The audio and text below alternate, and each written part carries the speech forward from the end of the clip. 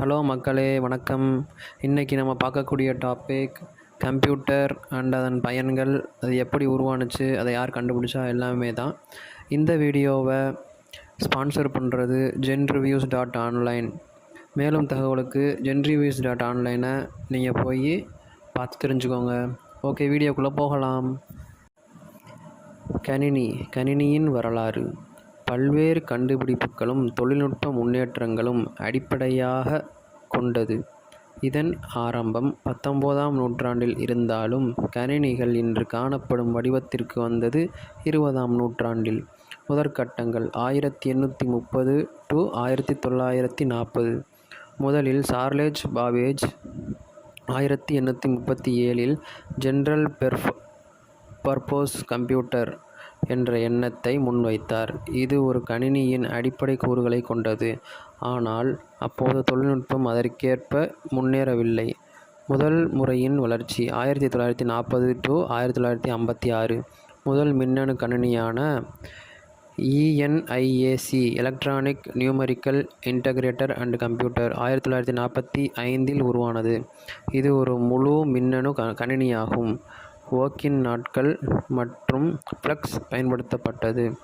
John மேக்ரெல் மற்றும் John Bourdon போன்றவர்கள் இதன் உருவாக்கத்தில் முக்கிய பங்கு வகித்தனர்.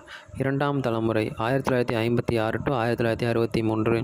டிரான்சிஸ்டர்கள் அறிமுகமானதுடன் கணினிகள் மேலும் சிறிதாகவும் வேகமாகவும் ஆனது. இதனால் IBM 1401 மற்றும் 7094 போன்ற கணினிகள் வந்தன. மூன்றாம் தலைமுறை 1964 to 1971. இன்டகிரேட்டட் சைக்கிள்கள் ICS மூலம் கணினிகள் மேலும் சக்தி வாய்ந்ததாக மாறின. இதன் மைக்ரோசிப்கள் உருவானது. இது கணினிகளை மேலே எடுத்தது.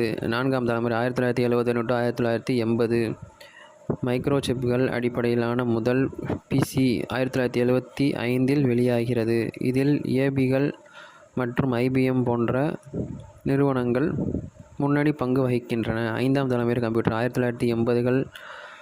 செயற்கை நுண்ணறிவு மற்றும் இயற்கை மொழி செயலாக்கம் முதன்மை வாய்ப்பு பெற்றது. இன்றைய கணினிகள் மேம்பட்ட தொழில்நுட்பங்களை பயன்படுத்தி செயற்கை நுண்ணறிவு, வேகம், சேமிப்பு மற்றும் இணையம் மூலம் தகவல்களை அடிப்படையாக கொண்டு இயங்குகிறது. முடிவு. கணினியின் வரலாறு ஒரு தொடர்ச்சி மற்றும் முன்னேற்றமாகும். இன்றைக்கும் நாம் கணினி காணும் மனித வாழ்வின் முக்கியமான பகுதியாக மாறிவிட்டன.